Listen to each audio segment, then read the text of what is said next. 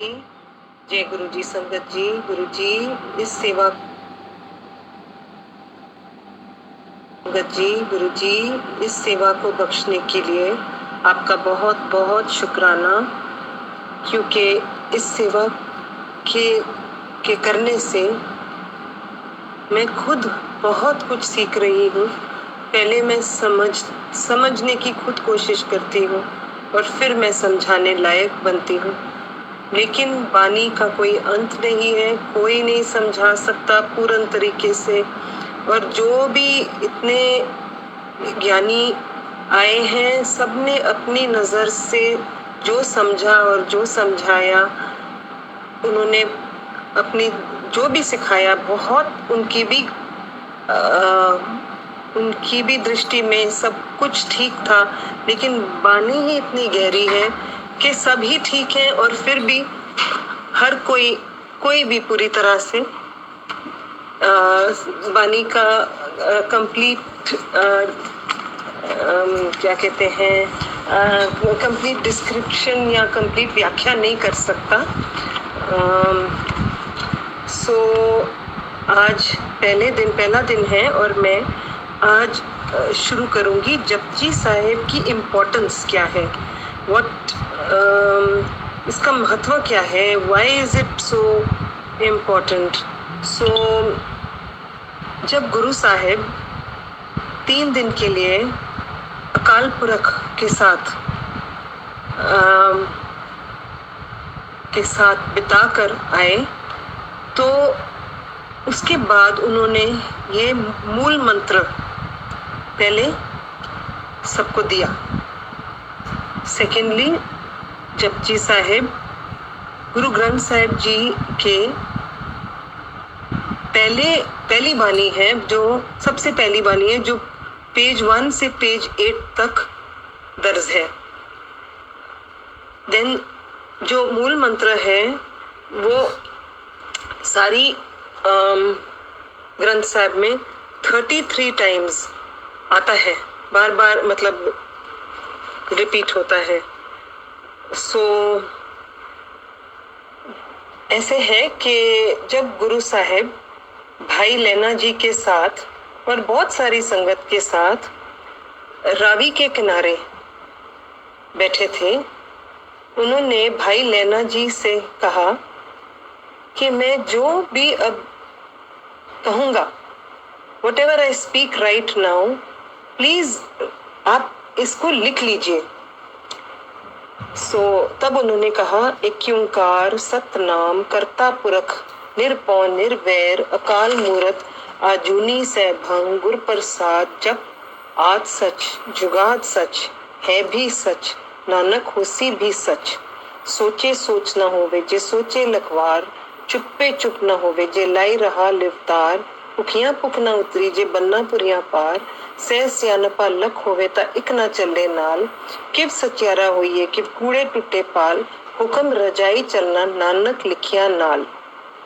अब जो करतारपुर की संगत वहां बैठी थी, उनका मन कहीं टिकता नहीं था, लेकिन ये बानी का उच्चारण जब हुआ, सबकी वृत्ति एकाग्रचित हो गई, और क्योंकि इस वाणी को गुरु साहिब खुद उनके मुख से उच्चारण हो रही थी, इसीलिए वो आनंद में लीन हो गए और उनको मोक्ष प्राप्त हो गया। ये है इम्पोर्टेंस।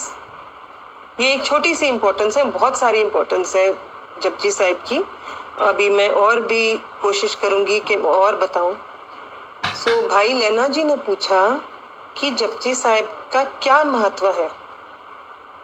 उन्होंने गुरु साहब ने कहा, कलयुग में जो कोई अमृत वेले में स्नान करके श्रद्धा से जपजी साहिब का पाठ करेगा, निरंकार की उस पर मेहर होगी, उसकी आत्मा और शरीर निर्मल हो जाएंगे, रोग सोग दुख संताप ये सब दूर भाग जाएंगे, इन सब से वो मुक्ति पालेगा। He will be free from all कष्ट रोग दुख डर भय निराशा, और सिर्फ एक बार पाठ करने से ये सुख मिलेंगे, ये सारे सुख प्राप्त हो जाएंगे। दूसरी बात गुरु साहब ने कहा कि जो लोग कठिन तपस्या से भी कठिन तपस्या नहीं कर पाते, उनके लिए मुश्किल है, वो इस वाणी का उच्चारण करें और उन लोगों को भोग और मोक्ष का यही रास्ता है, उनको ये दोनों सुख मिल जाएंगे। तीसरी बात जो गुरु साहब ने कही कि दुनियावी और परमार्थ सुख देने वाली वाणी है ये, लोक सुखिए परलोक सुहेले। और उन्हें मोक्ष प्राप्त होगा। दूसरी बात, जिस स्थान पर जपजी साहिब का पाठ होगा प्रतिदिन, वो स्थान बिल्कुल शुद्ध हो जाएगा, उस घर में देवताओं का वास होना शुरू हो जाएगा। भूत प्रेत, बुरी रूह, आत्मा, ये सब दूर दूर रहेंगी, ये कहीं आसपास भी नहीं आएंगी, और अगर कोई आएंगी तो उनको भी मोक्ष मिल जाएगा, उनकी भी सदगति हो जाएगी।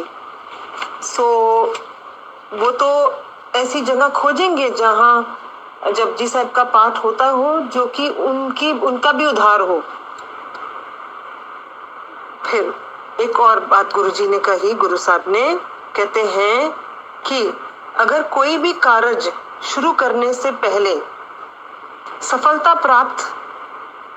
सफलता की प्राप्ति की इच्छा है, तो जपजी साहब का पाठ करिए और तब अपने कारोबार के लिए जाइए या अपने जो भी शुभ काम को शुरू करने जा रहे हैं वो करिए, और देखिए कि गरीबी कैसे दूर होती है, कैसे बरकत ही बरकत आपकी जिंदगी में आती है।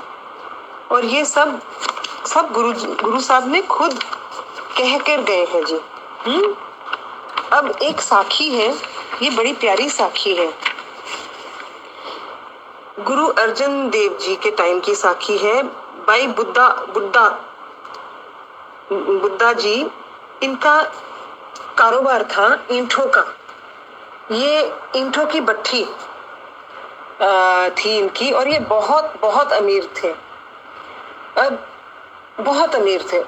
अब एक बारी, दो बारी, तीन बारी इन्होंने ईंटों की भट्ठी लगाई, लेकिन एक बारी, दो बारी, तीसरी बारी, हर बारी वो भट्ठी में से कच्ची ईंटें निकलने लगी। अब तो वो थोड़ा सा घबरा गया। उसने कहा कि अब की बार मैं बहुत बड़ी भट्ठी लगाऊंगा, और अपना घर जेवर सब उसने गिरवी कर दिए। एंड उसने सोचा लेकिन इस बारी अगर कच्ची निकली ईंट है तो मैं बिल्कुल बर्बाद हो जाऊंगा, मैं बिल्कुल खत्म हो जाऊंगा। अब ये बहुत अमीर आदमी था और इसकी ये हालत होने लगी थी, हो जाती। लेकिन उसको एक बहुत अच्छा ख्याल आया, सोची अच्छी आई। ही सेड कि मैं पहले गुरु अर्जन देव जी के पास जाता हूँ, अमृतसर जाता हूँ, और उनकी ब्लेसिंग्स लेके मैं आगे बढ़ता हूँ, ये भट्ठी तब लगाऊंगा। सो वो गुरु अर्जन देव जी के पास गए, और गुरु अर्जन देव जी ने कहा तू जा और तू लंगर लगा, और सबको बुला, सबको आने दो, आपके जितने भी आसपास रहते हैं सब आए, और बड़े अच्छे से तृप्त होके जाएं। और जब उनकी आत्मा खुश होगी तो उनके दिल से आशीष निकलेगी, क्योंकि आशीष मांगी नहीं जाती, आशीष दिल जब प्रसन्न होता है, जब मन खुश होता है तब निकलती है, और तब वो जादू का काम करती है। तो ये उनको गुरु अर्जन देव जी ने बताया और कहा कि इस तरीके से तेरी जो भट्ठी में से जो ईंटें हैं वो पक्की निकलेंगी। तो बिल्कुल कहना मान के अपने गया वापस और वहां पर इसने फिर से बहुत बड़ा लंगर किया, सबको बुलाया। एक चीज गुरु अर्जन देव जी ने इसे भाई बुद्धा सिंह से कहा, भाई बुद्धा जी से कहा कि देखो बेटा, जो आएगा सबको एक बराबर खिलाना लंगर, सबको प्यार प्रेम से ये बराबर रख के खिलाना। कहते हैं ठीक है जी। सब आए, सब खूब खूब खुश गए और सब ने बहुत दुआ दी और कहा कि भाई बुद्धा, आपकी इस बारी की जो ईंटें होंगी ये पक्की निकलेंगी। और भाई बुद्धा सिंह भी बहुत खुश। अब जब सब जाने लगे तो एक मस्ताना आया, लखू मस्ताना। इसके कपड़े फटे हुए, इसकी पगड़ी टेढ़ी, जैसे मस्ताने होते हैं उनको अपनी कोई सुध बुध नहीं होती और बिल्कुल दूसरे तरीके के धुन में होते हैं।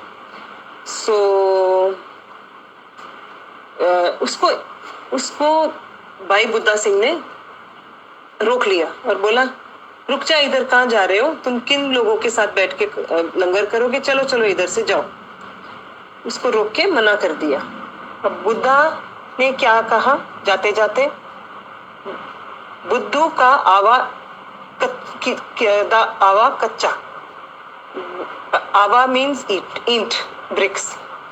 तो ये मस्ताना कह के गया, लखू मस्ताना, वो कह के गया बुद्धू दा आवा कच्चा। अब भाई बुद्धू सिंह ने सोचा कि सब ने तो मुझे इतनी ब्लेसिंग दी है, गुरु अर्जन देव जी ने खुद मुझे ब्लेसिंग दी है, ये क्या कर सकता है, इसकी बात का क्या। तो सबको फिर उसने बुद्धू जी ने बहुत बड़ा भट्ठी लगाई, बहुत बड़ी, खूब बहुत सारे दिन उसे पकने दी, गरम पकती रही। फिर जब आवा ठंडा हुआ तो उसको खोला और उसमें से जो निकाले ईंटें, तो वो तो कच्ची थी। अब ये घबरा गया तो वो भागा अमृतसर गुरु अर्जन देव जी के पास और ये कहा कि सुनो, गुरु साहब जी, आपने तो मुझे ब्लेस किया था और कहा था कि मैं सबकी दुआएं लूंगा, जब मैं लंगर करूंगा सबकी मुझे ब्लेसिंग मिली भी है, लेकिन मेरी तो कच्ची ईंटें निकली हैं। तो गुरु अर्जन देव जी ने पूछा, बेटे ये बताओ कि आपने सबको एक बराबर खिलाया, एक जैसे, कि कोई और ऐसी घटना तो नहीं घटी।